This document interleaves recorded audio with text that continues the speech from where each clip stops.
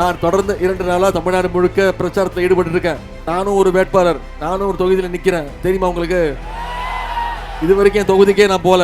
நான் போய் எனக்கு ஓட்டு கேட்கவே இல்லை. ஆனா என் தொகுதிக்கு போறதுக்கு முன்னாடி இங்கே சகோதரி கவிதா தண்டபாணி அவர்களுக்கோ அந்த நல்ல தம்பி இவர்களுக்கும் ஓட்டு கேட்டு உங்க முன்னாடி வந்து நிக்கிறேன். ஏன்னா என்னுடைய வெற்றியை விட அவங்க 2 பேருடைய வெற்றி மிக மிக முக்கியமான வெற்றி. நீங்க அவங்க 2 பேரை ஜெயிக்க வச்சீங்கன்னா நம்ம தலைவரை ஜெயிக்க வச்ச மாதிரி, என்ன ஜெயிக்க வச்ச மாதிரி.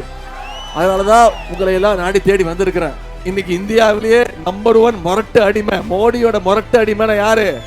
எடப்பாடி பழனிசாமி அவர்கள். இதை சொன்னதுக்கு நேற்று அவர் கோவம் வந்துருச்சு, பேசிட்டாரு. உதயநிதி என்னை பத்தி ரொம்ப தரக்குறவா பேசுறாரு, திட்டுறாருன்னு. நான் என்னைக்காவது அவர் திட்டிருக்கிறேனா? மோடி திட்ட மாதிரி நான் திட்டிருக்கேனா? இந்த தேர்தலில் தமிழ்நாட்டு மக்கள் நீங்க முடிவெடுத்து சொல்லுங்க. 10 தோல்வி பழனிசாமி இல்ல, மொத்த தோல்வி பழனிசாமிங்கிறத முடிச்சு விடணும்.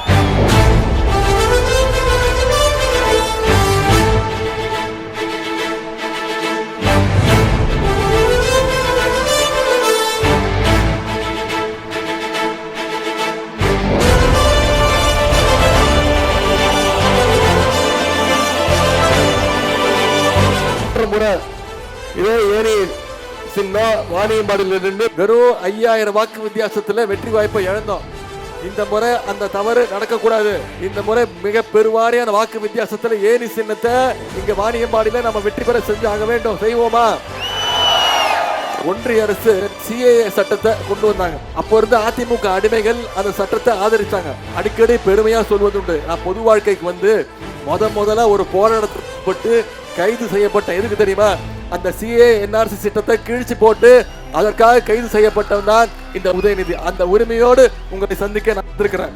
ஆனா இன்னைக்கு திமுக நிர்வாகிகள் உங்க அத்தனை பேருக்கும் ஒரு முக்கியமான வேண்டுகோள்.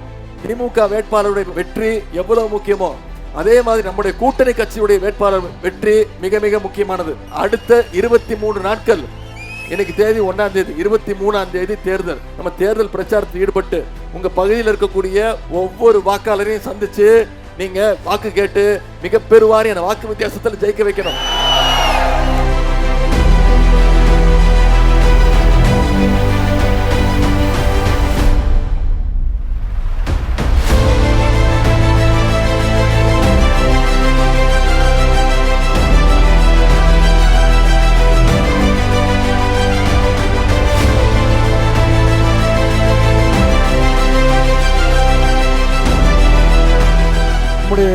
தலைவர் முதலமைச்சர் அவர்கள் உங்களிடத்துல அண்ணன் வில்வநாதன் அவர்களை ஒப்படைச்சிருக்கிறாரு. வருகின்ற சட்டமன்ற தேர்தலில் நீங்க மிகப்பெரிய வாக்கு வித்தியாசத்துல அண்ணன் வில்வநாதன் அவர்களை உதயசூரியன் சின்னத்துல வாக்களிச்சு தேர்வு செய்ய பண்ணுவீங்களா?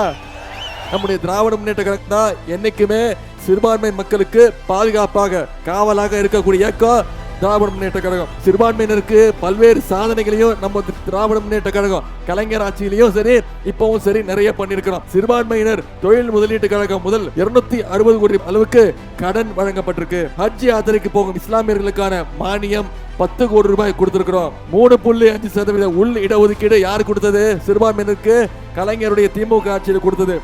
உலமாக்களுடைய ஓய்வூதியம் 3000 5000 ரூபாய் உயர்த்தப்பட்டதும் நம்முடைய திராவிட மாடல் அரசு தான். அதே மாதிரி இன்னைக்கு சென்னையில 40 கோடி ரூபாய் செலவுல புதிய ஹஜ் விடுதி கட்டப்பட்டிருக்கு. 3 மாசம் முன்னாடி நம்முடைய முதலமைச்சர் அடிக்கல் நாட்டாங்க. மீண்டும் நம்முடைய ஆட்சி அமைஞ்சு நம்முடைய முதலமைச்சர் அவர்களே உங்களுடைய ஹஜ் பயணிகள் கட்டடத்தை விரைவில் திறந்து வைப்பாரு. இதெல்லாம் நம்ம செஞ்சிருக்கக்கூடிய திட்டங்கள்.